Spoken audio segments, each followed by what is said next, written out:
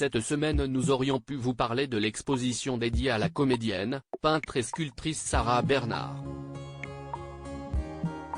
Un siècle après sa mort, le Petit Palais rend hommage à la voix d'or de Victor Hugo, l'une des plus grandes artistes françaises du XIX et XXe siècle.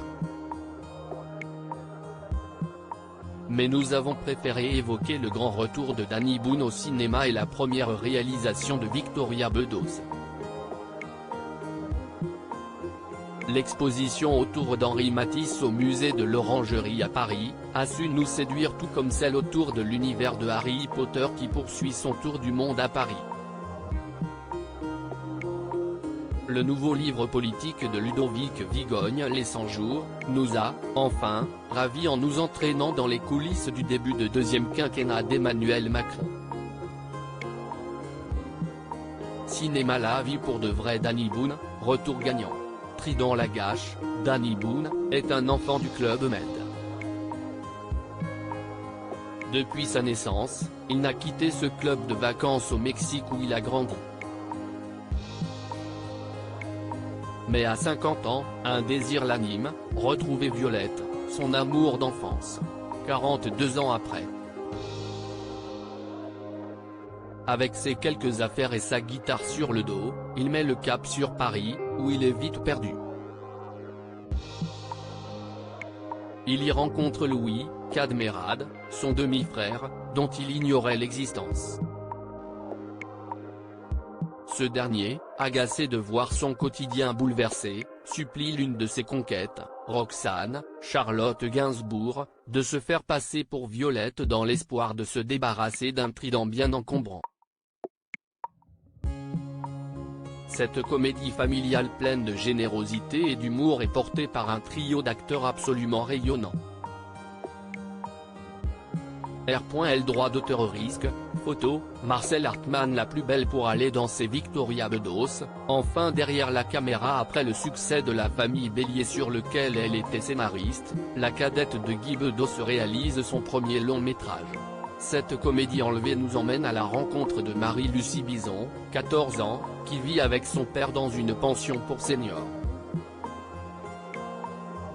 L'adolescente a toujours eu du mal à s'intégrer avec les gens de son âge.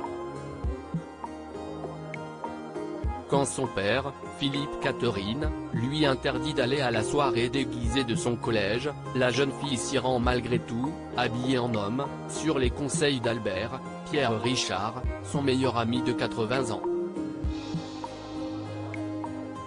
Ce soir-là, elle fait l'unanimité et décide dès lors de se créer un double, Léo, pour enfin profiter de sa vie d'ado. Un régal. À point au droit d'auteur copyright Jean-Claude Lauter FTV Expositions Matisse.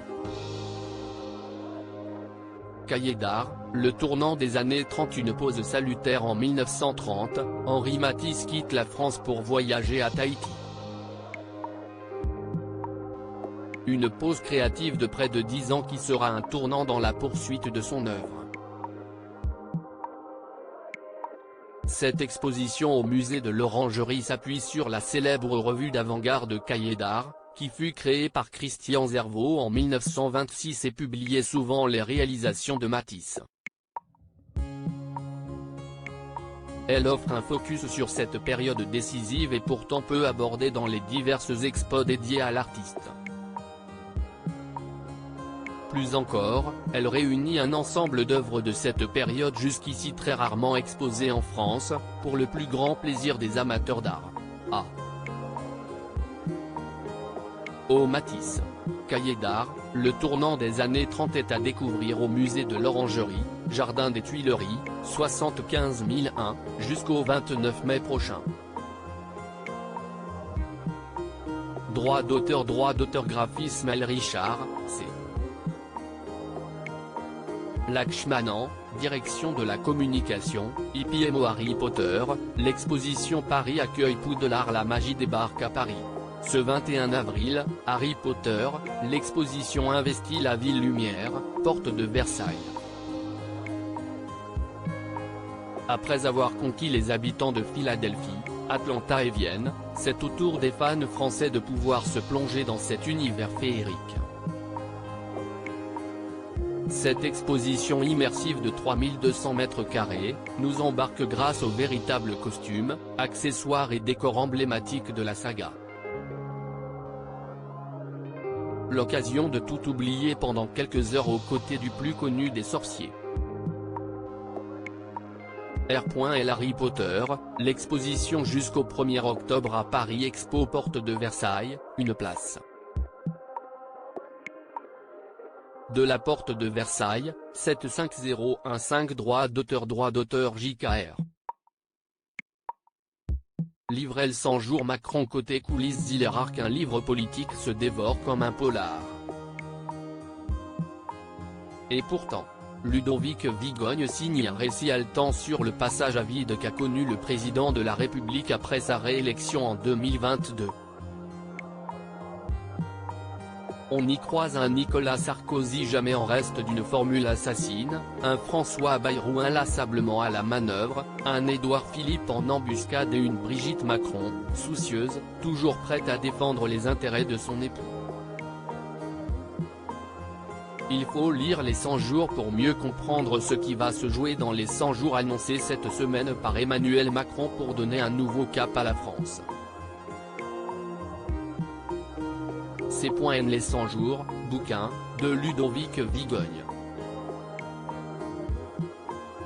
Droit d'auteur Philippe Magoni pour texte, Romain Laneval et Antoine Orsoni. Crédit photo, copyright, Denis Tribou.